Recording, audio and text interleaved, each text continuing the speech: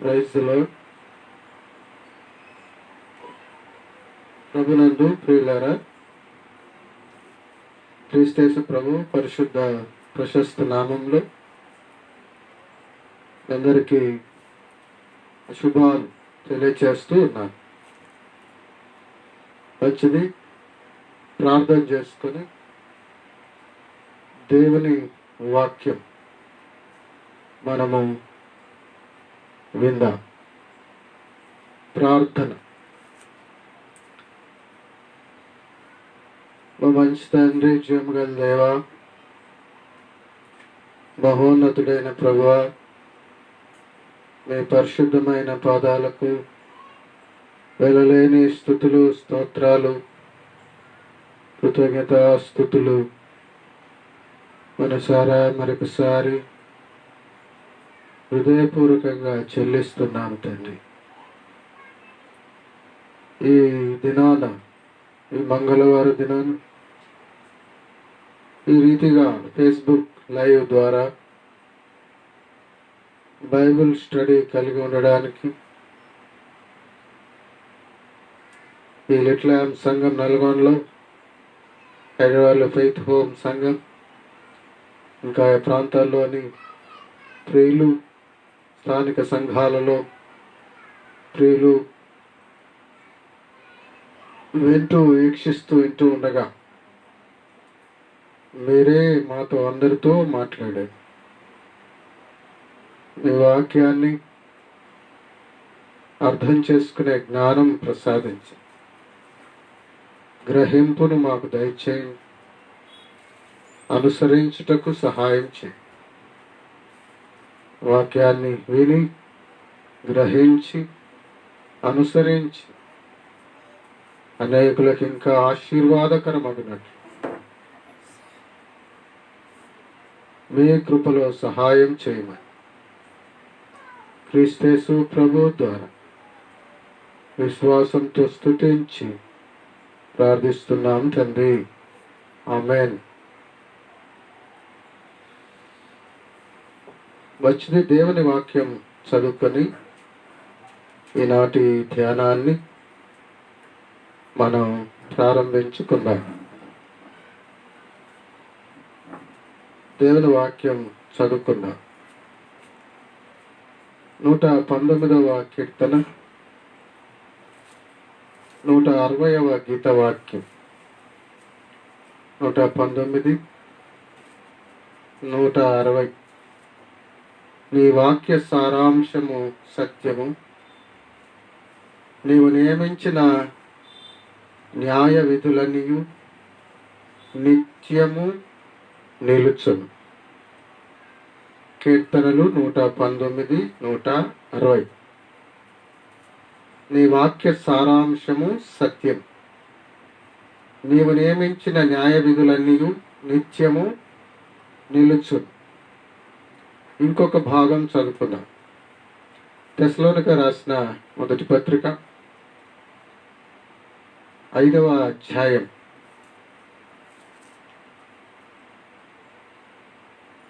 19, 21 కలిసి ఉంటాయి. 19, 21 రెఫరెన్స్. 5:19 నుండి 21 వరకు. ఆత్మను ఆర్పకుడి, ప్రవచించుటను నిర్లక్ష్యము చేయకుడి.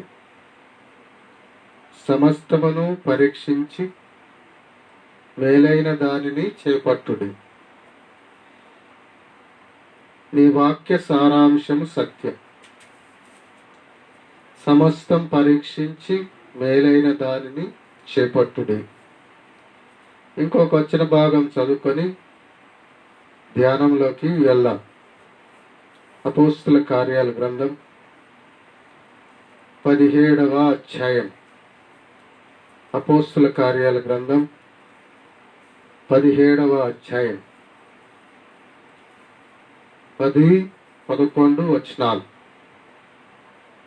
వెంటనే సహోదరులు రాత్రివేళ పౌలును సీలను బెరయకు పంపించిరి. వారు వచ్చి యూదుల సమాజ మందిరములో ప్రవేశించిరి. వీరు తెస్సలోనికలో ఉన్న వారి కంటే ఘనులై ఉండిరి గనుక ఆసక్తితో వాక్యమును అంగీకరించి పౌలును శీలయును చెప్పిన సంగతులు అలాగున్నవో లేవో అని ప్రతిదినమును లేఖనమును పరిశోధించుచూ వచ్చిరి. అపోస్తుల కార్యాలు 17, 10, 11 వచనాలు ఇప్పుడు మనం చదువుతాం. బెరయన్స్ గురించి. వారు తెస్సలోనికలో ఉన్నవారి కంటే ఘనులయుండిరి గనుక ఆసక్తితో వాక్యమును అంగీకరించారు. అయితే పౌలును శీలయును చెప్పిన సంగతులు అలాగున్నవో లేవో అని ప్రతిదినమును లేఖనములు పరిశోధించుచూ వచ్చింది. కనుక వాక్య సారాంశమేంటో అది గ్రహించుట, సమస్తాన్ని పరీక్షించి మేలైన దానిని చేపట్టుట, పరిశోధించుట. ఎవరైనా ఒక సందేశం అందించినప్పుడు, ఒక ధ్యానం అందించినప్పుడు అది వాక్యానుసారమా కాదా అనే పరిశోధన చేయుట, ఇవి చాలా ప్రాముఖ్యం. అప్పుడు మనం స్పిరిచువల్గా ఎలాంటి ప్రమాదంలో పడకుండా జాగ్రత్తగా ఉండగలుగుతాం. ఆధ్యాత్మికంగా, ఆరోగ్యంగా, క్షేమకరంగా ఉండగలుగుతాం. కనుక ఈ 3 వచనాలు మీరు బాగా మనసులో పెట్టుకోండి, రాసుకోండి. ఈ 3 వచనాలు 119వ కీర్తన, 160వ గీతవాక్యం. నీ వాక్య సారాంశం సత్యం, ఆ సత్యమే కావాలి నాకు. తెస్సలోనికీ రాసిన మొదటి పత్రిక 5వ అధ్యాయం 19, 20. సమస్తము పరీక్షించి మేలైనదే చేపడతాను నేను, నాకు మేలైనదే కావాలి. సమస్తమును పరీక్షించి మేలైన దానిని చేపట్టుడి. పరీక్షించి మేలైనదా కీడైనదా పరీక్షించి మేలైన దాన్నే చేపడతా. 3వది బెరయన్స్ లాగా పౌలును శీలయును చెప్పిన సంగతులు అలాగున్నవో లేవో అని ప్రతిదినమును లేఖనములను పరిశోధించుచూ వచ్చి. అంటే పరిశోధిస్తా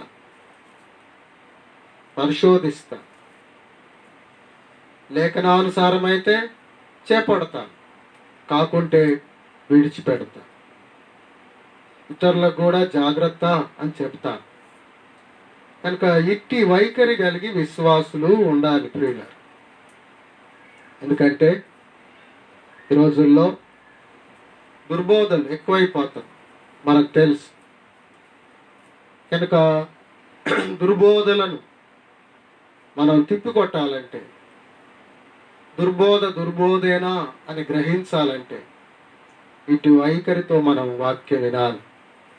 మనం వాక్యం చదువుతున్నప్పుడు, మనం ఎవరైనా సందేశాలు వాక్యము ఇది వాక్య సందేశమే అని అందిస్తున్నప్పుడు వాక్యాలే చూపిస్తారు కానీ వాక్యాలను వక్రీకరిస్తున్నారా, తప్పుడు బోధ చేస్తున్నారా, కనుక సరిగా అర్థం చేసుకోక వక్రీకరించారా, ఇవన్నీ కూడా చాలా ప్రాముఖ్యమైన విషయాలు. కనుక ఎవరు ఏది చెప్తే అది సేవకుడు ఆయన పాస్టర్ గారు అంటున్నారు కనుక చెప్పారు కనుక నేను వినేస్తాను అని సేవకులు చెప్తున్నాడు, వినాలి, మంచిది. కానీ అది వాక్యానుసారమా కాదా అనేది పరీక్షించాలి. ఎందుకంటే కొందరు వారికి వారు సేవకులుగా చెప్పుకునే వాళ్ళు కూడా ఉంటారు, కొందరు దుర్బోధకులు ఉన్నారు. దేవుడు వాడుకునేవారు ఉన్నారు సేవకుల్లో, దేవుని పేరు వాడుకుంటూ స్వార్థపూరితంగా బ్రతుకుతున్న వారు ఉన్నారు. కనుక జాగ్రత్తగా ఉండాలి. ఈ దినాల్లో చాలా తప్పుడు బోధలు వస్తున్నాయి. కాబట్టి మనం చాలా జాగ్రత్తగా ఉండాలి. ఎందరో సత్యాన్ని ఉన్నదన్నట్టుగా బోధించేవారు ఎందరో ఉన్నారు. అలాంటి వారందరిని బట్టి దేవుని స్తోత్రం. కొందరు దుర్బోధకులు కూడా ఉన్నారు. కనుక కొందరు వాళ్ళు దుర్బోధకులు కాకుండా ఏదో మోసం చేయాలని అనుకోకుండా, కొందరు సరిగా వాక్యాన్ని ధ్యానించక, పరీక్షించక, ఎవరో చెప్పింది వినేసి ఇక దాన్నే పట్టుకొని వాక్యాన్ని నేర్చుకోక, ప్రేమయందు అతకక, సంపూర్ణ గ్రహింపు యొక్క సకల ఐశ్వర్యంలోకి ఇంకెక్కువ రాక, లేక ఎదగక, వేరు తన్నక, ఎదిగి ఫలించక, వారు విన్న ఒక తప్పుడు బోధ అదే సత్యం అనుకొని నమ్మి అలాగే అనుసరించే వారు ఉన్నారు.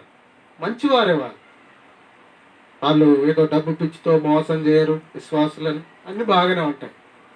కానీ వారు బోధించేది తప్పుడు సిద్ధాంతంగా ఉంటుంది. వాక్యానికి వేరుగా ఉంటాయి కొన్ని విషయాలు, కొన్నిట్లో చాలా బాగుంటాయి. అర్థం చేసుకోవాలి. ఈ మెసేజ్ ఎవరిని విమర్శించడానికి కానే కాదు. కనుక వాక్యం ఏం చెప్తుందో విందాం. కనుక అంటే కొందరు మోసగాళ్ళుగా ఉండి తప్పు బోధలు చేస్తున్నారు. కొందరు వారు విన్నది ఎవరో అలా చెప్పారు, వాళ్ళు విన్నారు, వాళ్ళు వాక్యాన్ని బెరియన్స్లా పరిశోధించరు. తెసలోనికలో మనం చదివినట్టు మేలైనదేదో సమస్తాన్ని పరీక్షించరు. 119, 160 కీర్తనలో చదివినట్లు వాక్య సారాంశం ఏందో ఆ సారాంశం కావాలని వెతకరు. ఒక వచనాన్ని తీసుకొని సిద్ధాంతాలు చేసిన వాళ్ళని పట్టుకొని వాళ్ళ వెంట వెళ్తూ ఉంటారు కొందరు. కనుక జాగ్రత్త పడాలి. అలాంటి వారు సత్యం గ్రహించాలని అలాంటి వారు కూడా మనం కోరుకుందాం. కనుక ఎవరిని విమర్శించడానికి కాదు ఈ మెసేజ్. విశ్లేషించుకుందాం. వాక్యం ఏం చెప్తుంది? తర్కించుట. పౌలు తర్కించాడు, వాదాలకు దిగలేదు. పౌలు తర్కించాడు. కనుక తర్కించడం మంచిది. కనుక ఈ 3 వచనాలు బాగా మనసులో పెట్టుకోవాలి ఎప్పుడు. ఏమండి? మంచిది. ఇప్పుడు మనం అంశంలోకి వద్దాం.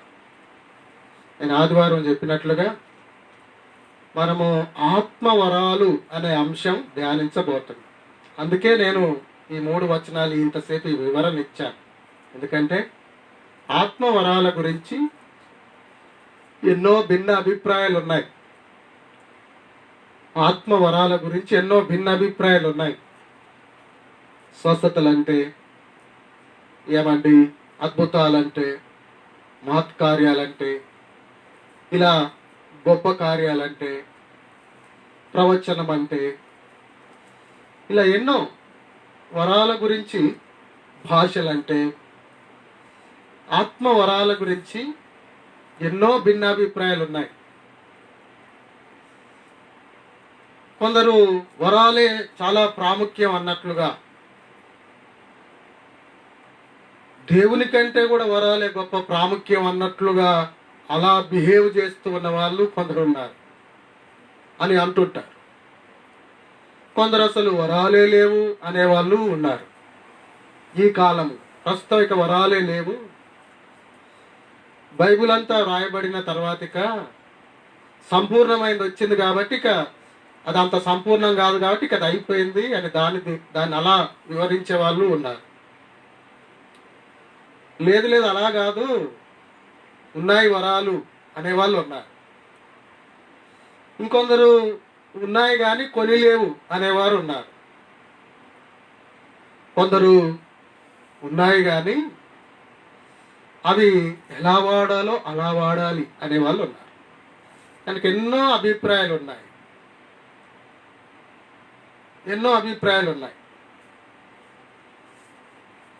ఈ మధ్య ఒక సహోదరుడు, నాకెంతో ప్రియమైన సహోదరుడు, ఒక విషయం మేము డిస్కషన్ చేస్తున్నప్పుడు, మీ అభిప్రాయం ఏది, ఇంకొకరి అభిప్రాయం ఇంకొకరికి ఉంటుంది కదా అన్నాడు.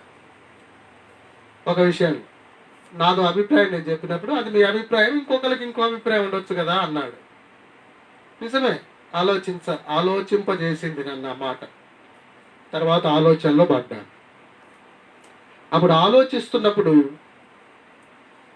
నాకు అర్థమైంది ఏంటంటే, చాలాసేపు ఆలోచించాను. నిజమే కదా, నాకు అభిప్రాయం ఉంటుంది, ఇంకొకరికి అభిప్రాయం ఉంటుంది. ఆయన అభిప్రాయం ఆయన యాంగిల్లో ఆయనది కరెక్టే కావచ్చు, నా అభిప్రాయం కరెక్టే కావచ్చు. నాదేందుకు కరెక్ట్ అనుకోవాలి, లేక ఆయనది ఎందుకు కరెక్ట్ అనుకోవాలి? అసలు ఎవరిది కరెక్ట్, ఎవరిది కరెక్ట్ కాదు ఎట్లా తెలుసుకోవాలి? ప్రశ్న వచ్చింది నాకు. కనుక ఎవరైనా మనకు ఏదైనా చెప్పినప్పుడు ఒక విషయం మనం మంచిగా తీసుకోవాలి. నాకు చెప్తారా, అలాంటి చెప్తారా, ఇంకా వద్దు. ఎవరు చెప్పినా దాన్ని ఆలోచించి, ఒకవేళ మనది సరిగా లేకుంటే సరి చేసుకోవాలి, సరిగా ఉంటే ఆ బ్రదర్ సరిగా అర్థం చేసుకోలేదులే నన్ను అని ప్రార్థన చేయాలి. వాళ్ళకి గ్రహింపు వచ్చేలా ప్రార్థన చేయాలి, అంతే.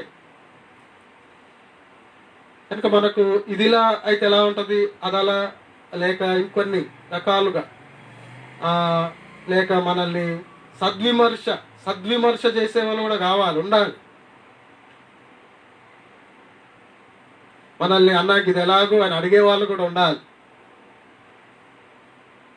కొన్నిసార్లు కొందరు బ్రదర్స్ నన్ను బైబిల్లోని విషయాలు కొన్ని అడిగినప్పుడు నేను వారికి కొన్ని ఆన్సర్స్ బైబిల్లోంచి దేవుని మహాకృపలో చెప్పి మళ్ళీ దాన్ని బాగా ధ్యానించిన సందర్భాలు ఉన్నాయి. నేను కనుక ఎవరైనా మనల్ని ప్రశ్నించినప్పుడు కూడా మనం ఇంకా దాన్ని డెప్త్గా ఆలోచించగలుగుతాం,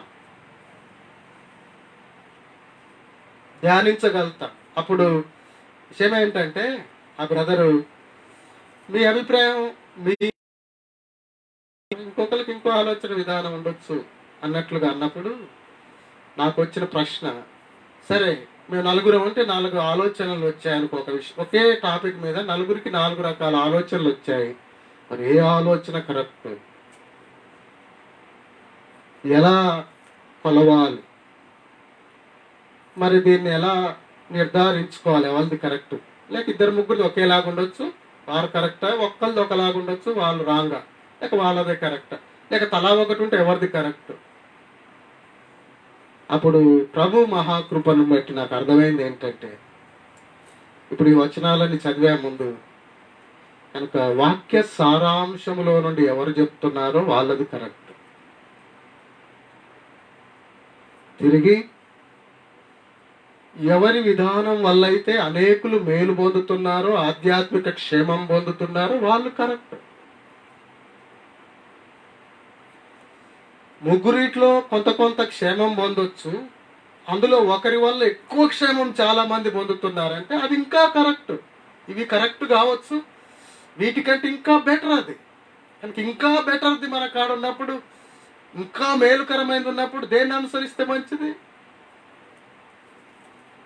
కనుక నాకు అర్థమైనప్పుడు నీ అభిప్రాయం నీకుండొచ్చు, నా అభిప్రాయం నాకుండొచ్చు, కానీ ఏ అభిప్రాయం కరెక్ట్ అంటే అది వాక్య సారాంశమై ఉండాలి. రెండవది సంఘానికి మేలు కలగాలి. అప్పుడే ఎంత గొప్ప అయిన అభిప్రాయం అయినా అది సరైనది అవుతుంది. లేకుంటే ఎంత గొప్పోళ్ళైనా అభిప్రాయం వాక్యానుసారం కానప్పుడు, అనేకులకు క్షేమం కలగనప్పుడు అది ఎలా క్షేమకరమవుతుంది? గొప్పోళ్ళైనా చిన్నోళ్ళైనా ఎవరైనా, గొప్పోళ్ళు చిన్నోళ్ళు అంటే అనుభవం, సేవ చేసిన సేవ అనుభవం, వారికి ఉన్న జ్ఞానం, వాక్య జ్ఞానం, అలా నేను గొప్పోళ్ళని. కనుక పౌలు శీలలు చెప్తేనే పరిశోధన చేస్తున్నారు. ఈ రోజుల్లో కొందరు అన్న చెప్పాడు అంతే కథం, దానికి తిరుగులేదు అంటున్నారు కొందరు. అన్న అంటే ఎవరో ఒక అన్న అనుకోకండి, మనం అన్న అనుకుంటాం కదా ఒకరినొకరు. పొలాన్ని దైవజనుడు చెప్పాడు కథం, ఇక తిరుగులేదు. ఆయన కుందేలకు 3 కాళ్ళు అంటే 3, ఎవడరా 4 అనేది? 4 అంటే అంత మన కటి, వాడు అజ్ఞాని, ఆయన కొంచెం గర్వం ఎక్కువ, ఇక ఏదో బురద పూస్తారు. చూస్తున్నాం మనం. జాగ్పూనల్ గారు సత్యం మాట్లాడినందుకు చాలా కాలం కూర్చోబెట్టారంట. వాక్యం ఉన్నదిన్నట్టుగా చెప్తున్నందుకు కూర్చోబెట్టారంట కామ్గా కొన్నేళ్ళు. దేవుడిగా వాడుకోవడం మొదలుపెట్టి జాక్పూనంగా.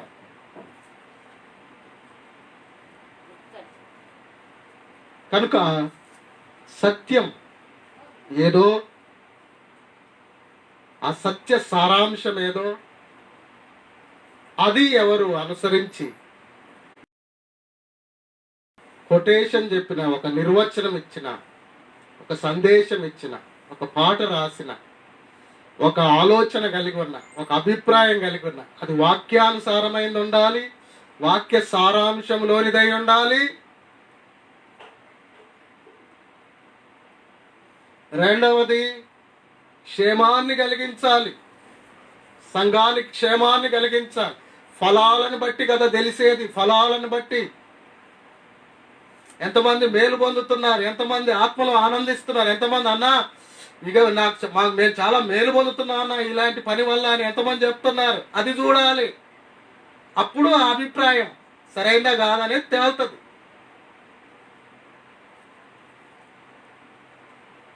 మంచిది. కనుక ఇవన్నీ కూడా అవసరమే. ఎందుకు ఇప్పుడు చెప్తున్నానంటే, మనము ఒక భిన్న అభిప్రాయాలు కలిగిన అంశాన్ని ధ్యానిస్తున్నాం కనుక ఇది దాదాపు 2, 3 లేక 4 బైబిల్ క్లాసెస్లో మనం ధ్యానం చేస్తాం. ఒక రోజుతో ఈ గంట సేపట్లో అంతా అందించలేము.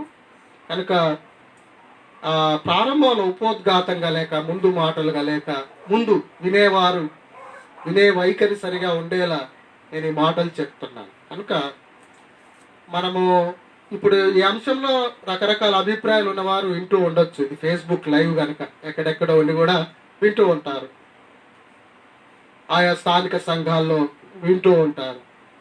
పెంతుకోస్తు వాళ్ళు వింటూ ఉంటారు, బ్రదరన్ వాళ్ళు వింటుంటారు, కొందరు హెబ్రోన్ వాళ్ళు వింటుంటారు. కనుక ఫేస్బుక్ లైవ్ కనుక వినొచ్చు ఎంతో మంది. స్థానిక little lamb, faith home Hyderabad, ఇంకా ఆయా స్థానిక సంఘాలే కాకుండా క్రైస్ట్ గాస్పల్, ఇంకా ఆయా సహవాసాలే కాకుండా. కనుక నీ అభిప్రాయం నీకుందేమో, ఇంకొకరి అభిప్రాయం ఇంకొకరికి ఉందేమో, హెబ్రోన్ బ్రదర్స్ అభిప్రాయం మీకుందేమో, పెంతెకోస్తు బ్రదర్స్ అభిప్రాయం మీకోటి ఉందేమో. ఇప్పుడు ఇందులో ఏది రైటు? ఆత్మవరాల విషయంలో, స్వస్థతల విషయంలో, భాషల విషయంలో ఎవరిది రైటు? వాక్యాంది రైటు. అది సంగతి. వాక్య సారాంశాంది రైటు. దేవుడు చెప్పేది రైటు. కనుక ఆ వాక్య సారాంశం ఆలోచన చేద్దాం. కనుక పెంతెకోస్తు వాళ్ళని విమర్శించడానికి కాదు ఈ మెసేజ్. భక్త సింగ్ వాళ్ళు గొప్ప హెబ్రోన్ సరైన క్రమం అని జైగొట్టడానికి కాదు ఈ మెసేజ్. మంచి క్రమం అంటే మంచిది, దేవుని స్తోత్రం. కనుక ఇది వాక్యం ఏం చెప్తుందో అది చూద్దాం. ఎందుకంటే ఆ యూట్యూబుల్లో, ఫేస్బుక్లో, యూట్యూబుల్లో ఈ అంశం మీద కొంతమంది ఏమండి వచన భాగాలతో కొట్టుకుంటున్నారు. కొంతమంది వచన భాగాలు తీసుకొని ఇసిరేసుకుంటారు, ఒకరి మీద ఒకరు కొట్లాడుతుంటారు, వాదాలు పెట్టుకుంటున్నారు. ఇంకా బాధాకరం ఏంటంటే వాదించుకోవడమే బాధ అంటే దూషించుకుంటున్నారు. అరే ఒరే కాడికి వచ్చేసారు.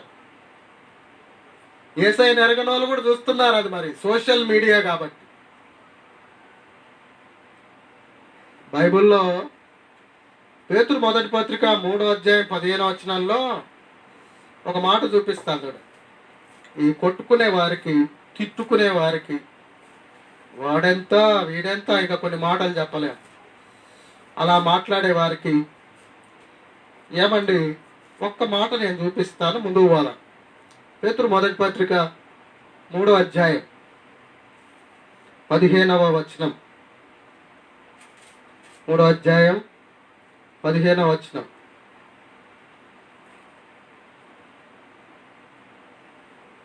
ఇక్కడ మనం చూసినప్పుడు నిర్మలమైన మనస్సాక్షి కలిగిన వారై, ఇదే 15, 16 కలిసి.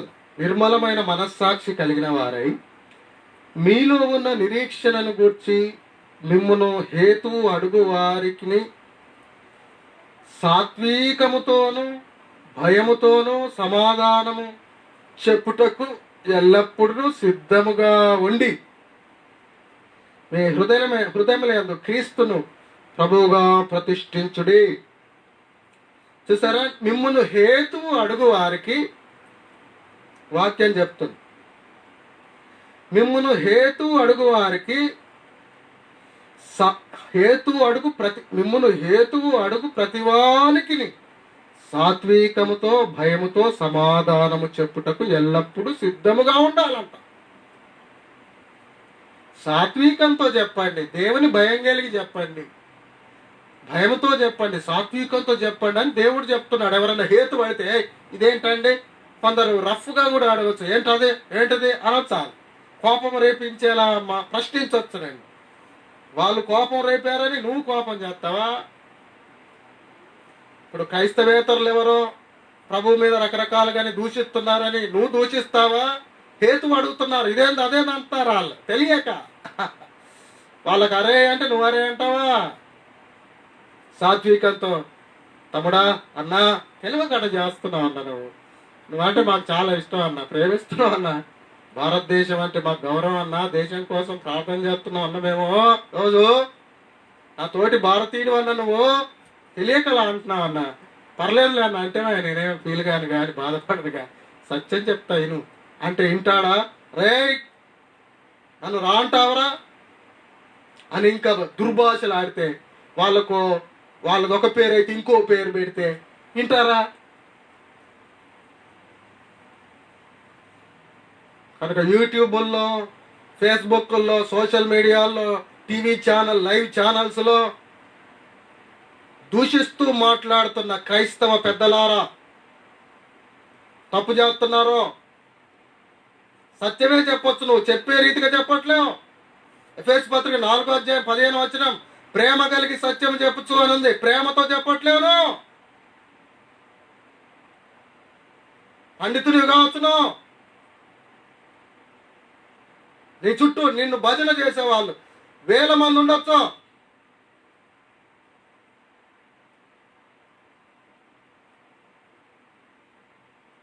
భక్తులు ఎక్కువైపోతున్నారు, దేవుని భక్తులు తక్కువైపోతున్నారు. ఈ రోజులు భజన పరులు ఎక్కువైపోతున్నారు. వాక్యం ఏం చెప్తుంది? ప్రేమ కలిగి సత్యం చెప్పమని చెప్తుంది. ఎఫెసీ 4:15 వాక్యం ఏం చెప్తుంది? పేతురు మొదటి పత్రికలో 3:15-16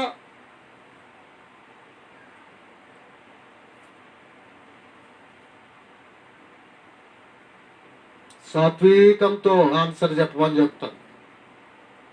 భయముతో, సాత్వికంతో హేతు అడిగేవారికి. నేను సందర్భం వచ్చింది కాబట్టి ఈ మాట కూడా చెప్పాను. నేను అవసరం, ఇది కూడా ఎంతో కాలంగా నా మనసులో ఉంది ఆ బాధ. అరే యేసుప్రభు నమ్మని వాళ్ళు ఏదో ఇష్టం వచ్చాడు మాట్లాడితే వాళ్ళకి ఆన్సర్ వాళ్ళు చెప్పే తిరిగి చెప్పాలి కదా. చెప్పే తిరిగి చక్కగా చెప్పేవాళ్ళు కూడా ఉన్నారు. ఆ ప్రవీణ్ పగడాల గారు ఎంత చక్కగా చెప్తాడు, ఎట్ట అడిగినా నవ్వుకుంటా చక్కగా అది కాదండి ఇది కాదండి అని ఎంతమంది చెప్తాడు. జి ప్రకాష్ గారు, గుంటూరు ప్రకాష్ గంటల గారు ఎంత చక్కగా ఆన్సర్ చేస్తారు ఎలాంటి ప్రశ్న వేసినా. ఆయన దేశద్రోహి అని యూట్యూబ్లో ఆయన దేశద్రోహి అని పెట్టినా కానీ వాళ్లకు ప్రేమతో అది కాదండి ఇది కాదండి అని చెప్తున్నాడు. ఎంత చక్కగా అనిపించింది నాకు. అలా చెప్పి వాళ్ళందరూ ఉన్నారు. వాళ్ళని బట్టి దేవుని స్తోత్రం, నేర్చుకోవాలి అలాంటివి చూసి. కొందరు అరే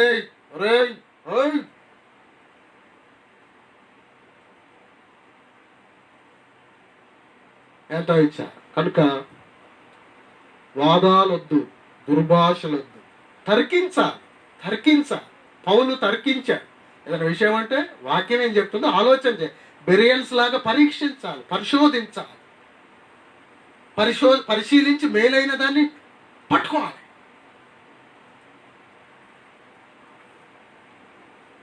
తర్కించే మనసు, పరిశోధించే మనసులే. నేను ఒకటి విన్నాను అంతే, నేను ఎవరు చెప్పి నేను అన్నట్టుగా ఉంటే, నువ్వు ఎవరు చెప్పినా నేను అన్నట్టుగా ఉంటే సారి ఎవరు నష్టపోయేది? నువ్వు నష్టపోగా నువ్వు సేవకుని అనుకో, నువ్వు అనేకులకు నష్టం కలిగిస్తావు. నీ మాట వింటారు కొందరు, నువ్వు ఏది చెప్పి నీ నోటలు ఉంటారు. వాళ్ళకు నువ్వు అదే నేర్చుకున్నావుగా, అదే నేర్పుతావు. ఇక అదే సిస్టమ్. అన్నాడా అంతే, కథం. బైబుల్ కూడా పక్కన పెట్టే అవసరం. యేసుప్రభువే ప్రత్యక్షమై, కాదురా బిడ్డ, పాస్టర్ చెప్పింది సరిగా లేదు ఈ వచనం, అందుకని నేను చెప్పడానికి వచ్చినా అంటే కూడా నువ్వు ఆగ యేసుప్రభు, మన చెప్పిందే కరెక్ట్, అసలు నువ్వు యేసుప్రభువేనా అన్నా అంటారు. అట్ట తయారయ్యారు. కనుక సత్యం సత్యమే, సత్యం సత్యమే. కనుక ఆ సత్యాన్ని పట్టుకోవాలి. కనుక 1/2 అవర్ అయింది దాదాపు పోతుగాతున్నాయి, పర్వాలేదు. ఈ అంశము మనం బాగా వినాలి. వినేవారి వైఖరి సరైన వైఖరితో వినాలి. మనం 2-3 తరగతులుగా బైబిల్ క్లాసెస్లో మనం ఈ అంశాన్ని ధ్యానం చేద్దాం. 2 కావచ్చు, 3 కావచ్చు, 4 కావచ్చు, చెప్పలేదు. కనుక చాలా ప్రాముఖ్యమైన అంశం ఇది. కనుక అంటే ప్రాముఖ్యం అంటే భిన్నాభిప్రాయాలతో రకరకాలుగా ఉన్నారు కనుక మనం స్పష్టత కోసం ధ్యానం చేద్దాం. దేవుడు అందించే ప్రతి అంశము ప్రాముఖ్యమైనది. ఏది అవసరం లేని దేవుడు ఏది చెప్తాడు మనం.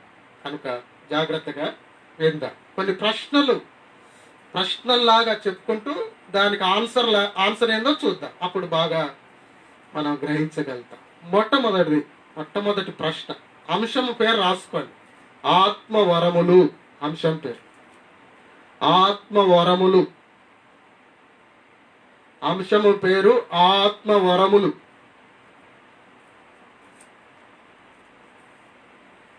ఆత్మవరములు. మొదటి ప్రశ్న ఏంటంటే, ఇందులో ఆత్మవరాలు బైబుల్ చెప్తుందా, కొందరు అభిప్రాయమా?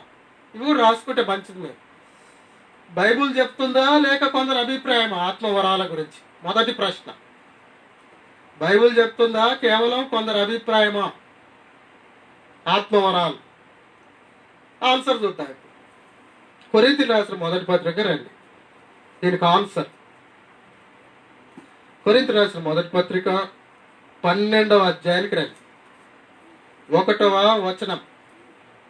మరియు సహోదరులారా, ఆత్మ సంబంధమైన వరములను గూర్చి మీకు తెలియకుండుట నాకు ఇష్టం లేదు. ఆత్మ సంబంధమైన వరముల గూర్చి బైబుల్ చెప్తున్న విషయమే. ఆత్మ సంబంధమైన వరములు ఎవరో ఒకరు చెప్పిన అభిప్రాయం కాదు, తప్పుడు మాట కాదు, తప్పుడు అభిప్రాయం కాదు. ఆత్మ వరముల గురించి బైబుల్ తేటగా స్పష్టంగా చెబుతుంది. మచ్చుకు ఒక చోట చూసాం, అనేక చోట్ల కూడా చూడొచ్చు. ఆన్సర్ ఇది. కనుక వరాలు అనగానే పెంతెకోస్తోళ్ళు ఊగే వరాలు అంటారు అని అనుకోని అవసరం లేదు. వరాలు అందరికీ కావాలి, దేవుడు అందరికీ ఇస్తాడు. సరే, తర్వాత చూద్దాం. కనుక అలా ఒక తప్పుడు ఆలోచన ఉండొద్దు. వరాలు అనగానే అది పెంతెకోస్తోళ్ళండి, బైబిలా పెంతెకోస్తోళ్ళండి, బైబిలా అండి పెంతెకోస్తోళ్ళండి, బైబిల్ అండి. పెంతెకోస్తోళ్ళైనా, హెబ్రోన్ అయినా, బ్రదరన్ అయినా, ఎల్ఈఎఫ్ అయినా, సిఎస్ఐ అయినా, బ్యాప్టిస్ట్ అయినా, లూథరన్ అయినా, సాల్వేషన్ ఆర్మీ అయినా, అందరం మనం దేవుని బిడ్డలం.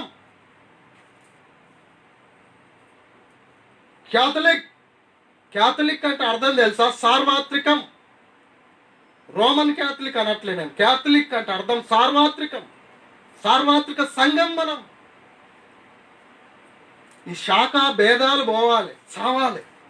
శాఖా భేదాలు చావాలి.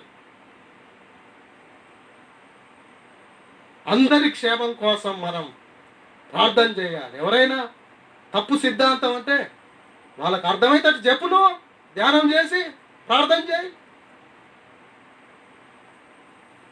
నువ్వు బాగుంటే మంచిదే, వెరీ గుడ్, హల్లెలూయా. బాగులేని విషయం ఏదంటే బాగు చేయి. తీసి అవతల పడేస్తావా?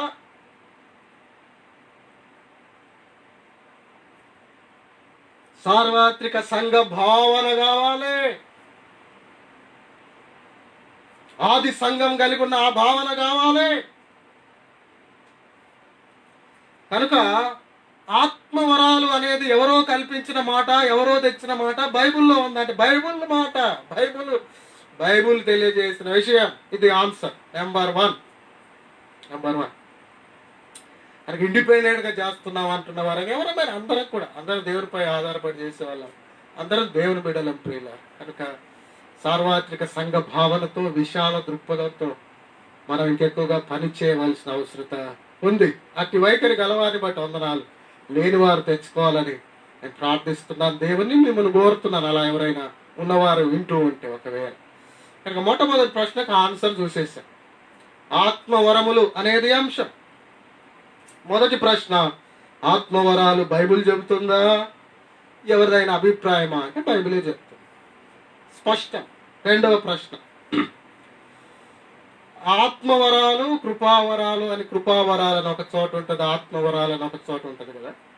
ఆత్మవరాలు కృపావరాలు వేరువేరా ఒకటే? మళ్ళీ అది కూడా కొందరికి డౌట్ ఉండొచ్చు. కృపావరాలంట మళ్ళీ ఆత్మవరం అంటే అవి వేరేమో, అవి వేరు ఇవి వేరా, అవి వేరు ఇవి వేరు, లేక అవి వేరు కాదు ఇవి వేరు కాదు, రకరకాల అభిప్రాయాలు ఒకవేళ ఉండొచ్చు, ప్రశ్నలు ఉండొచ్చు. రెండు వాడారు కనుక అని. కనుక దీనికి ఆన్సర్ మనం చూద్దాం. రెండవ ప్రశ్న రాసుకోండి, బైబిల్ స్టడీ కానీ చక్కగా రాసుకోండి. ఇంకా అనేకులకు కూడా తెలియజేయచ్చు కదా, నోట్స్ ఉంటాయి. ఆత్మవరాలు కృపావరాలు వేరా ఒకటేనా? ఇది ప్రశ్న. దీనికి ఆన్సర్ కొరింథీయులకు రాసిన మొదటి పత్రికలోను రోమాలో కూడా చూస్తాం. రిఫరెన్స్ రాస్తాం 12:1. కొరింథీయులకు రాసిన మొదటి పత్రిక 12వ అధ్యాయం 1వ వచనం 4వ వచనం 2 చూద్దాం. మరియు సహోదరులారా, ఆత్మ సంబంధమైన వరములను గూర్చి మీకు తెలియచేయకుండుట నాకు ఇష్టం లేదు. ఇక్కడ ఆత్మ సంబంధ వరములు అని మొదలు పెట్టాడు ఈ అధ్యాయం. తర్వాత 4వ వచనానికి వస్తే, కృపావరములు నానా విధముగా ఉన్నవి కానీ ఆత్మ యొక్కడే. కృపావరాలు అంటారు. కనుక ఆత్మవరములు అని, కృపావరాలు నానా విధములుగా ఉన్నవి కానీ ఆత్మ ఒక్కడే అని మొదలుపెట్టాడు. రామానుజులం గారు వ్యాఖ్యానాలు రాశారు కదా బైబిల్ మీద. చాలా గ్రంథాలు, ఒకే బుక్ కాకుండా దాదాపు ఎన్నండి 5 ఉంటాయి, 5 ఉన్నాయి, వెనకే ఉన్నాయి. 5 గ్రంథాలు అయ్యాయి బైబిల్ మీద వ్యాఖ్యానం. కొన్ని వ్యాఖ్యానాలు చూస్తే ఒకటే బుక్ ఇంతలా ఉంటుంది. ఇది ఇంతింతలా పుస్తకాలే 5 ఉన్నాయి. రామానుజులం గారి వ్యాఖ్యానాలు క్రైస్తవ సాహిత్య సమితి అనుకుంటా అది ప్రచురించిన. కనుక నేను అన్న వ్యాఖ్యానాలు, ఇంకా బైబిల్ వ్యాఖ్యానం, ఇంకా అనేక రకాల వ్యాఖ్యానాలు చూడాలని ఆశ ఉందన్న, ధ్యానించాలని. నేను ఇంకా ఏది తీసుకుంటే మంచిదని పిఎస్ స్వామి అన్నగారిని, శ్రీకాకుళం స్వామి గారిని, ఆయన నా దృష్టిలో, నా అభిప్రాయంలో ఈ కాలంలో ఉన్న మంచి బైబిల్ జ్ఞానము కలిగిన స్కాలర్స్లో, పండితుల్లో వారు ఒకరు. వాక్యం కోసం, సత్యం కోసం నిలబడుతున్న వారిలో వారు ఒకరు. పిఎస్ స్వామి గారు నాకెంతో ప్రియులు, నాకు నాయకులు కూడా. సిద్దిపేట ప్రకాష్ గారు, పిఎస్ స్వామి గారు, డాక్టర్ విజయ్ గారు, వీళ్ళను నేను నాయకులుగా ఎంచుతూ ఉంటాను, ఇలాంటి వారిని. కనుక కొన్ని సలహాలు అడుగుతూ ఉంటాను. తిరిగి పిఎస్ స్వామి గారు నిర్వహించిన సేవకొచ్చి చాలా కాలమైన, దాదాపు 13 సంవత్సరాలు ఇప్పుడు నేను దేవుని సేవకొచ్చి. కనుక సేవకొచ్చి చాలా కాలం అయిన తర్వాత బైబిల్ ట్రైనింగ్ లేకుండే సేవకొచ్చా. దేవుని పాదాల చేత నేర్చుకుంటూ, సేవకుల దగ్గర గతంలో నేర్చుకుంటూ, తర్వాత కూడా వాళ్ళను నాయకులను బట్టి నేర్చుకుంటూ, ఆ రీతిగా దేవుని వాక్యము ద్వారా ఆత్మ నడిపింపులో సాగుతూ వస్తూ ఉండగా, సిద్దిపేటలో పిఎస్ స్వామి గారు గ్రేస్ బైబిల్ కాలేజ్ అని, శ్రీకాకుళం నుండి, ఆ ప్రాంతం నుండి వచ్చి ప్రియులు అనేకులు, సాల్మాన్ గారని, మోజెస్ గారని, స్టీవెన్ గారని, సిద్దిపేట ఆ రాజమండ్రి అలాంటి ప్రాంతాలు దూర దూరం శ్రీకాకుళం ఆ ప్రాంతం నుండి సిద్దిపేట ఇక్కడ కరీంనగర్ దగ్గర సిద్దిపేటకు వచ్చి అక్కడ బైబుల్ కాలేజ్ 3 years వారు నిర్వహించారు. ఆ బైబుల్ కాలేజ్లో నేను స్టూడెంట్, పిఏ స్వామి గారి బైబుల్ కాలేజీలో నేను స్టూడెంట్ 3 years కంప్లీట్ చేశాను. దేవుని దయలో ఆ 3 yearsలో నేను ఆ బైబుల్ కాలేజీలో కూడా నేర్చుకోవడానికి దేవుడు కృపనిచ్చాడు. అలాంటి అన్నగారిని అడిగినప్పుడు రామానుజులం వ్యాఖ్యానాలను ఉంటాయి తమ్ముడు, అవి చాలా బాగుంటాయి, మంచివి తీసుకోండి అంటే చాలా కాలం క్రితం నేను అవి కొన్నాను. అవి కూడా కనుక ఏదైనా అంశం ఉన్నప్పుడు ఆ బైబిల్ పండితులు ఏమన్నారు, గొప్ప అనుభవం ఉన్న వాళ్ళు ఏమన్నారు, లేక ఎక్కువ మంది అభిప్రాయం ఏంటి, బైబిల్ పండితులు వాక్యానుసారంగా రాసిన వారి అభిప్రాయాలు ఏంటి, అవి కూడా తీసుకోవాలి. ఇప్పుడు రామానుజులం గారి ఆ వ్యాఖ్యానంలో ఆ కొరింథీ మొదటి పత్రిక ఈ 12వ అధ్యాయాది ఇక్కడ ఆత్మవరాలు ఆత్మ ఇచ్చాడని, ఇక్కడ పైన ఆత్మవరాలు మొదలైందిగా కృపావరాలనే వివరించాడు ఆయన. అంటే కృపావరాలు ఆత్మవరాలు ఒకటే అన్న అభిప్రాయం ఆయన వివరించాడు. జి క్రోగార్ పరిశుద్ధ గ్రంథ వ్యాఖ్యాన సహిత పరిశుద్ధ గ్రంథం, ఆయన జీవితాన్నే దారపోసి ఎంతో మంది కష్టపడి పరిశుద్ధ వ్యాఖ్యాన సహిత పరిశుద్ధ గ్రంథం అని వారు గ్రేస్ మినిస్ట్రీస్ కదా, వారు దాన్ని తయారు చేశారు. ఆయన వివాహం కుదిరి ఆ బుక్ ఆ పరిశుద్ధ గ్రంథ వ్యాఖ్యాన సహిత రాయడం ప్రారంభించాడు. వివాహం కుదిరింది. ఒక 3 నెలలు ఆగమన్నాడు, ఈ బిజీలో ఉన్నాను పనిలో అని. 3 నెలలు కాదు, 6 నెలలు ఆగమ, సంవత్సరం, అట్లా 2 ఏళ్ళు ఆగు, లేక 3 ఏళ్ళు ఆగు, అలా పీరియడ్ అది ఎంతైనా మొత్తానికి. ఇక ఆఖరికి ఆమె ఆగుతూ వచ్చింది. సరే దేవుని పని ఆఖరికి నాకు పెళ్లి చేసుకోవడం వీలు కాదు, ఈ పని కాలేదు అంటే ఆమె ఊరుకుంది, ఈయన ఊరుకున్నాడు. వ్యాఖ్యాన సహిత పరిశుద్ధ గ్రంథం రాయబడి ముద్రించబడి మన చేతిలోకి రావడానికి జి క్రోగారు వివాహం కుదిరిన తర్వాత వివాహాన్ని పక్కన పెట్టేశాడు. త్యాగాల వల్ల ఎన్నో మన మధ్యలో ఉన్నాయి, వాటిని చూడ్డానికి కూడా ఓపికలు లేవు కొందరికి, ధ్యానించరు. జీవితాలు దారబోసి అంత కష్టపడి తెస్తే వాక్యం ఏం చెప్తుంది, ఇంకా అనేక రకాలుగా ఎక్కడెక్కడ ఏముందని తీసి ధ్యానిస్తే ఏం పోయింది, ఒక 1000 రూపాయలు పెడితే వస్తుంది, 700 1000 రూపాయలు కొనుక్కోలేరా? కొందరికి ఉన్న సెల్ఫుల్లో అంతే, షోకేస్ బొమ్మల్లాగా. పరిశోధించరు, ధ్యానించరు. సిద్దిపేట ప్రకాష్ అన్న గారు అంటుంటారు, ఒక బైబుల్ స్టూడెంట్కు బైబిల్తో పాటు పక్కన వ్యాఖ్యాన సహిత పరిశుద్ధ గ్రంథం అంటే చాలా మంచిది అంటుంటాడు ఆయన. ఇదే జి క్రో గారు రాసిన దాన్ని అన్నగారు చెప్తుంటారు, అనుభవజ్ఞులు పెద్దవాళ్ళు. కనుక పరిశోధించు వాక్యాన్ని, వాక్య సారాంశం ఏంటో తెలుసుకో. అప్పుడు సత్యమేదో నీకే హోలీ స్పిరిట్ బయలుపరుస్తాడు. వాక్యంలోని మర్మం ఏంటో నీకు యెహోవా భయభక్తులు గల వారికి ఆయన మర్మాలు బయలుపరచబడిన కీర్తనలో ఉంది. నేను పెద్ద చదువుకున్నాను కాదు అని కూడా అనుకోని అవసరం లేదు. నువ్వు కొంచెం చదువు వచ్చిన చదువు, దేవుడు సాయం చేస్తాడు. కనుక వ్యాఖ్యాన సహిత పరిశుద్ధ గ్రంథంలో ఏమని వివరించారంటే, ఈ సందర్భాన్ని దేవుడు ఆయన పరిచర్య ఘనంగా లేక పరిచర్యలో ఆయా పనుల కొరకు అదనంగా ఇచ్చే శక్తి సామర్థ్యాలు అన్నట్టుగా వర్ణించాడు. వరాలంట దేవుడు తన కొన్ని పనులు జరిగించుకోవడం కొరకు ఇచ్చే శక్తి సామర్థ్యాలు అన్నాడు ఆయన, ఆ గొప్ప భక్తుడు అలా రాశారు. కనుక మొత్తానికి ఆన్సర్ ఏంటంటే 2 ఒకటే.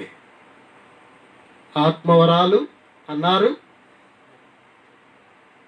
ఆత్మవరములని మొదటి అధ్యాయంలో ప్రారంభించి కృపావరాలని 4వ అధ్యాయంలో రాయడం మనం చూస్తాం.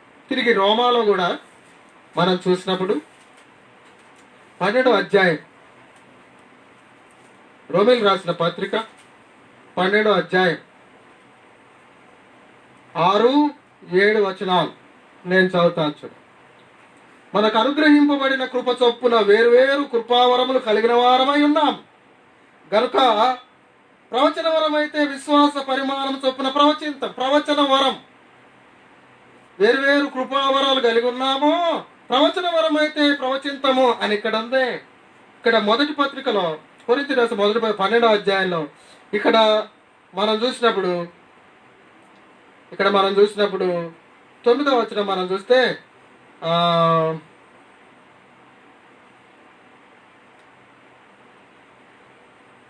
నేను చదువుతా చూడండి. 8 నుండి ఏలైనగా ఒకరికి ఆత్మమూలముగా బుద్ధివాక్యమును, మరి ఒకరికి ఆత్మమూలముగా జ్ఞానవాక్యం, మరి ఒకరికి ఆత్మమూలము ఆత్మ వలననే విశ్వాసమును, మరి ఒకరికి ఆత్మ వలన స్వస్థపరచు వరమును, మరి ఒకరికి అద్భుత కార్యము చేసే శక్తియు, మరి ఒకరికి ప్రవచించు వరం అని ఇక్కడ చూసారా. కనుక అక్కడ రోమాలు ఏం చూసాం 12లో దేవుడు మనకు అనుగ్రహింపబడిన కృప చొప్పున వేరువేరు కృపావరములు గల వారమై ఉన్నాము కనుక ప్రవచన వరం అయితే విశ్వాస పరిమాణంతో ప్రవచింతాము, కృపావరములు గల వారమై ఉన్నాం, ప్రవచించే వాళ్ళు అంటే కృపావరం.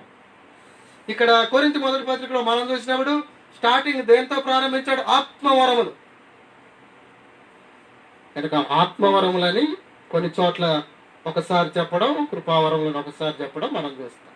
కనుక కృపావరములు ఆత్మ ద్వారా అనుగ్రహించబడ్డాయి కనుక ఆత్మవరములు దేవుడు కృప ద్వారా అనుగ్రహించాడు. కనుక ఆత్మవరములు కృపావరములు ఒకటేనా అంటే ఈ లేఖనాలను మనం పరిశీలన చేసి చూసినప్పుడు కొందరు భక్తుల గొప్ప బైబిల్ పండితుల అభిప్రాయాలు మనం తెలుసుకున్నప్పుడు అంటే వాక్యానుసారం సిద్ధాంతపరంగా సరిగా ఉన్నది అని అనేకుల ద్వారా అనబడిన వ్యాఖ్యానాలు మనం చూసినప్పుడు, మంచి సాక్ష్యం పొందిన వ్యాఖ్యానాలు మనం చూసినప్పుడు, అలా కొన్ని వ్యాఖ్యానాల్లో కూడా వాక్యాన్ని కొన్ని విషయాల్లో తప్పుగా వక్రీకరించి తప్పుడు వ్యాఖ్యానం చేసే వ్యాఖ్యానాలు కూడా ఉంటాయి. జాగ్రత్త పడాలి. మళ్ళీ అందుకే కొంచెం అనుభవం ఉన్న వాక్యం తెలిసిన వాళ్ళ అభిప్రాయాలు తీసుకోవాలి మనం ఏదైనా కొనేటప్పుడు. కనుక అది కూడా ఒక జాగ్రత్తగా మనం తీసుకోవాలి. కనుక ప్రియులారా, మనం ఇప్పుడు చూసినట్లయితే ఈ ప్రశ్నకు ఆన్సర్ మనకు దొరికింది కదా. 2, 1. మూడవది, ఆత్మవరాలు ఎలా పొందవచ్చు?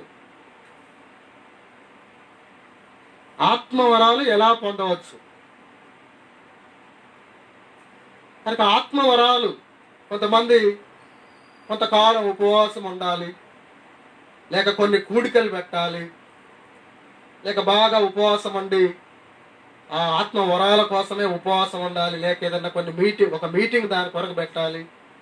అలా రకరకాల అభిప్రాయాలు గలవారు ఉన్నారు. అయితే లేక ఏదో చేస్తే దేవుడు ఇస్తాడు అన్నట్లుగా అయితే ఆపేక్షించండి అని ఉంది కాండి. అంటే ఆపేక్షించడం వేరు, ఏదో ఒకటి చేసి పొందుకోవాలనుకోవడం వేరు కదా. అది కూడా చూస్తాం, తర్వాత వస్తుంది, తొందరపడకండి, అప్పుడే ఒక అభిప్రాయానికి రాకండి. ఆత్మవరాలు ఎలా పొందవచ్చు? కొరింథీ రాసిన మొదటి పత్రిక 12వ అధ్యాయం 11వ వచనం. 12, 11 నేను చదువుతాను చూడండి. అయినను వీటన్నిటినీ ఆ ఆత్మ యొక్కడే తన చిత్తము చొప్పున ప్రతి వానికి ప్రత్యేకముగా పంచి ఇచ్చుచు కార్యసిద్ధి కలుగజేయుచున్నాడు. హల్లెలూయా. ఆత్మ వరాలనిచ్చేది ఆత్మదేవుడు. వరం అంటే వరం, బహుమానం, గిఫ్ట్. వరం మనం ఏదో చేస్తే వచ్చేది కాదు. కనుక ఆత్మవరాలు ఎవరిస్తారు? దేవుడిస్తాడు, ఆత్మదేవుడిస్తాడు, పంచి ఇస్తాడు. ఎంత స్పష్టంగా ఉంది చూడండి. అయినను వీటన్నిటినీ ఆ ఆత్మ ఒకడే తన చిత్తము చొప్పున ప్రతి వానికి ప్రత్యేకముగా పంచి ఇచ్చుచు కార్యసిద్ధి కలుగజేస్తున్నాడు. పంచి ఇచ్చేది ఆయనే, కార్యసిద్ధి కలుగజేసేది ఆయనే. ఆ కార్యసిద్ధి గురించి తర్వాత ధ్యానం చేద్దాం. ఎలా వాడాలి ఆత్మవరాలు, ఎప్పుడు కార్యం చేస్తాడు, ఎవరు కార్యం చేస్తాడు, అవి కూడా చూద్దాం. కొంచెం వివరంగా ధ్యానం చేద్దాం దేవుని కృపలో. కనుక ఆత్మవరాలు ఎవరిస్తారు అంటే దేవుడిస్తాడు. 1 కొరింథీ ఇందులోనే 4వ వచనంలో కూడా మనం చూడొచ్చు. 4వ వచనం, కృపావరము నానా విధముగా ఉన్నవి కానీ ఆత్మ ఒక్కడే. కృపావరాలు నానా విధంగా ఉండవచ్చు, ఆత్మ ఒక్కడే, ఆయనే ఇచ్చేది. ఆత్మవరాలు త్రిత్వం, త్రియేకం, మన దేవుడు ఒకరే ముగ్గురుగా పని చేస్తున్నారని మనం చూస్తాం. రోమపత్రిక 12వ అధ్యాయం, అందులో కూడా చూద్దాం. రోమ 12లో మనం చూసినప్పుడు 6-7 వచనాలు మళ్ళీ చదువుతాం. రోమ 12, 6-7 వచనాలు. మనకు అనుగ్రహింపబడిన కృప చొప్పున వేరు కృపావరము గలవారమై ఉన్నాము గనక, మనకు అనుగ్రహింపబడిన కృప చొప్పున వేరు కృపావరాలు కలిగి ఉన్నాం. కృప ద్వారా మనకు అనుగ్రహించబడ్డాయి. కృపావరాలు కృప ద్వారా అనుగ్రహించబడ్డాయి.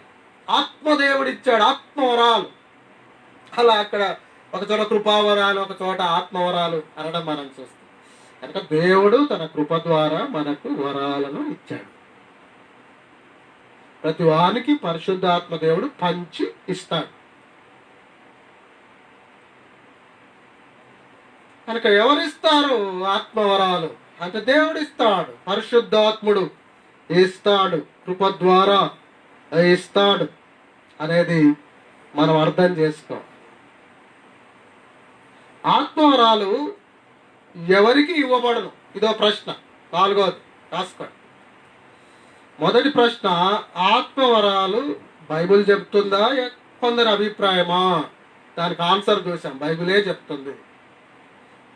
రెండవది, ఆత్మవరాలు బైబిల్లోనే ఉంది. రెండవది, ఆత్మవరాలు కృపావరాలు వేరువేరా అంటే రెండు ఒకటే వాక్య ప్రకారం. మూడవది మనం చూసినప్పుడు ఆత్మవరాలు ఎలా పొందవచ్చు అంటే ఆత్మవరాలు దేవుడే ఇస్తాడు, ఆత్మదేవుడు పంచిస్తాడు ఆయన చిత్త ప్రకారం. నాలుగవది, ఆత్మవరాలు ఎవరికి ఇవ్వబడునో, ఎవరికి ఇవ్వబడతాయి ఆత్మవరాలు? దీనికి ఆన్సర్ మనం చూడాలి. ఎవరికి ఇవ్వబడతాయి? కొరింథీయుల రాసిన మొదటి 12వ అధ్యాయం 1-2 వచనాలు.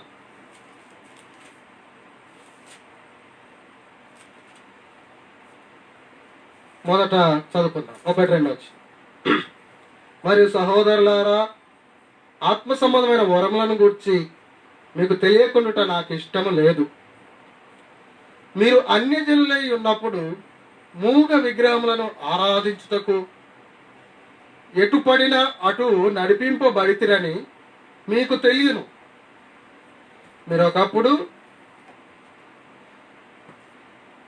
మీరు అన్యజనులై ఉన్నప్పుడు మూగ విగ్రహాలను ఆరాధించారు.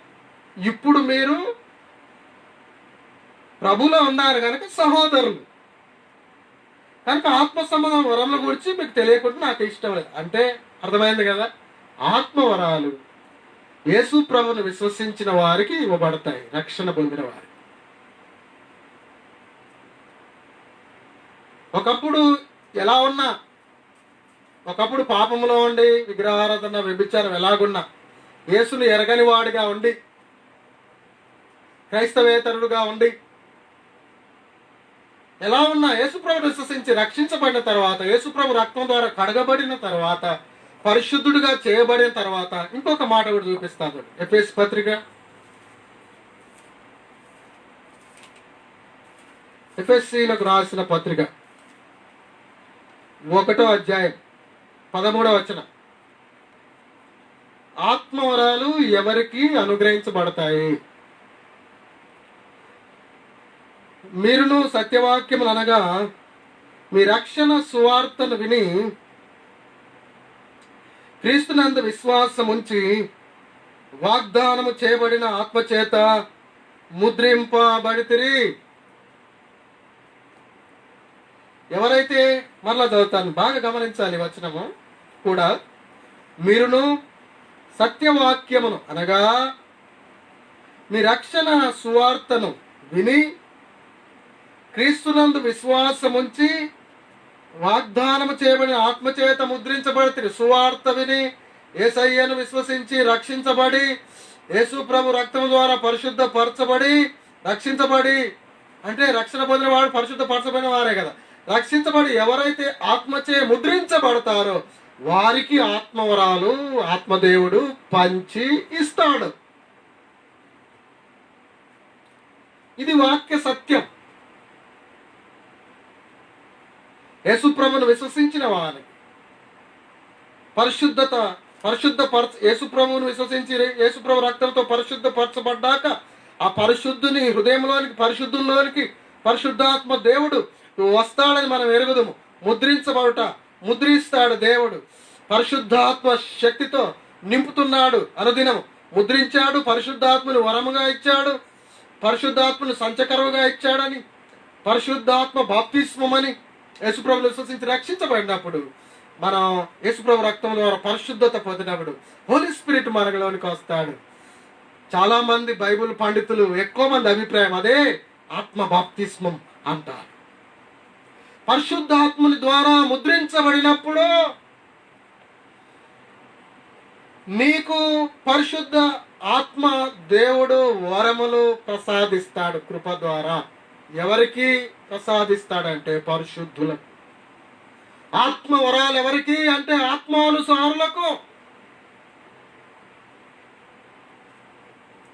ఆత్మ వరములు ఎవరికి అంటే ఆత్మీయ యాత్ర ప్రారంభించిన వారికి.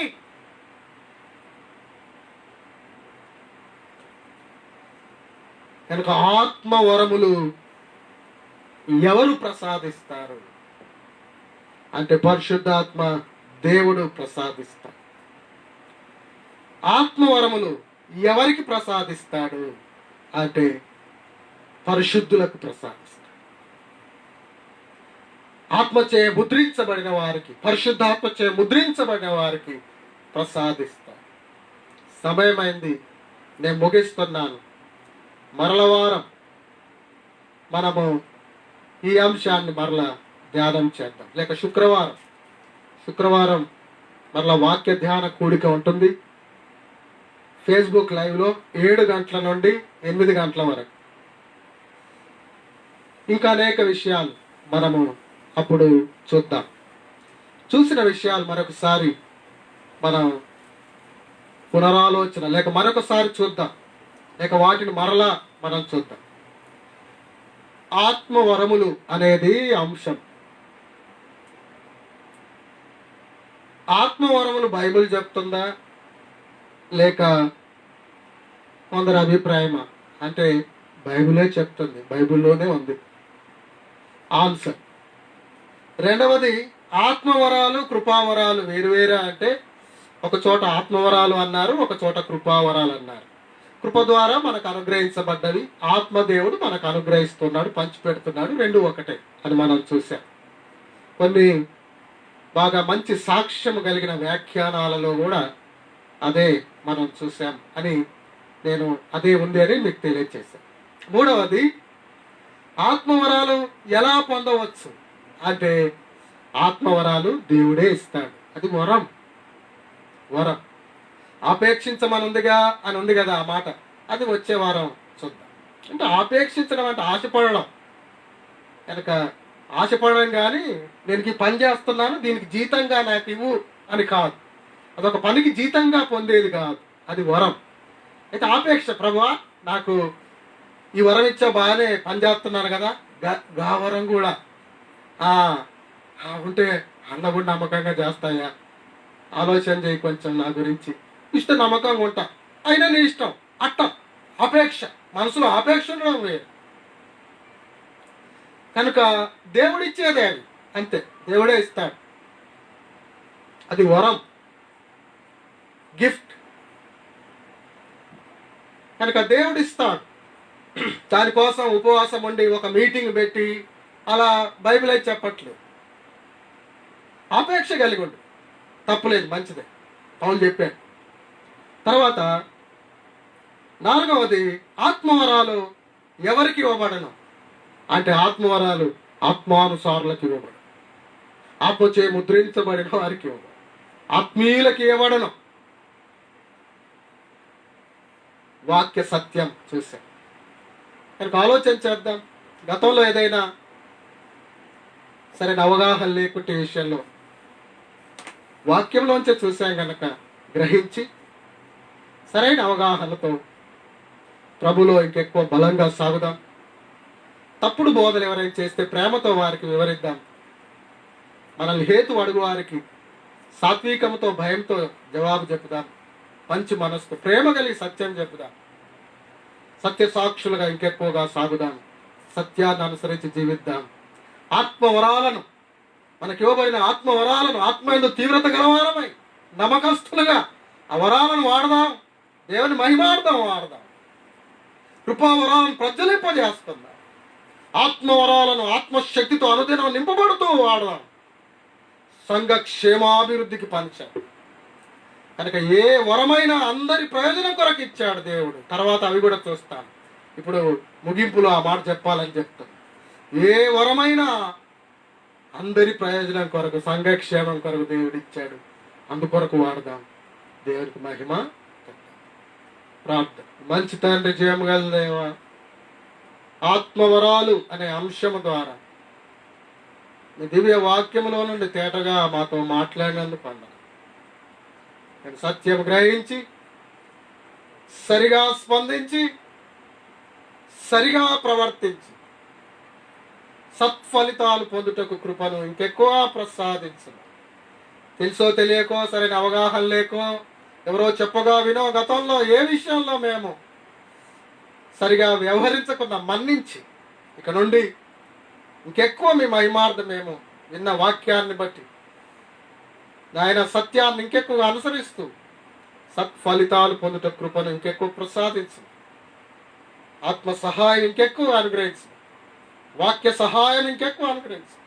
క్రీస్తు ప్రభు ద్వారా విశ్వాసంతో స్తుతించి ప్రార్థిస్తున్నాం తండ్రి. ఆమేన్. పరలోకమందున్న తండ్రి యొక్కయు మన విమోచకుడు సజీవుడైన యేసుక్రీస్తు ప్రభు యొక్కయు పరిశుద్ధాత్మ దేవుని అన్యోన్య సన్నిధి సహవాసం మనకును తను ప్రేమించు సకల పరిశుద్ధులకు సదాకాలం తోడయుండును గాక. ఆమేన్. ఆమేన్.